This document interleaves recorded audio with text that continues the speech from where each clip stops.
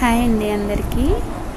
ఇక్కడ ఒక logic question అడుగుతాను. అదేంటంటే ఒకటి కేక్ ఉందన్నమాట, రౌండ్ షేప్ కేక్ ఉంది.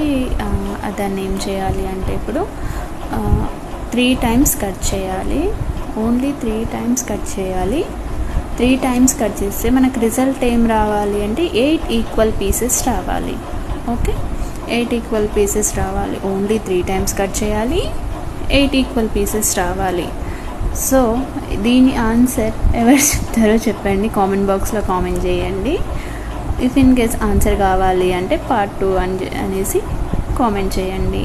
ఓకే, ఇది మా 10th క్లాస్లో మా మ్యాథ్స్ సార్ అడిగారు ఈ క్వశ్చన్. అడిగితే మేము ఏమనుకున్నాం, ఏంటో ఏముందో ఏమైనా ఫార్ములానా ఏంటి అనేసి. అప్పుడు మనకు అంత బ్రెయిన్ లేదు కదా, అలా చేసేవాళ్ళం అన్నమాట. ఫైనల్గా ఎవ్వరూ చెప్పలేకపోయాము. సో సార్ చెప్పారు, నెక్స్ట్ డే ఇదే హోంవర్క్, నెక్స్ట్ డే మీరు ఇదే హోంవర్క్ చేసుకొని రావాలి అన్నారు. చూద్దాం ఎంతమంది ఆన్సర్ ఇస్తారో.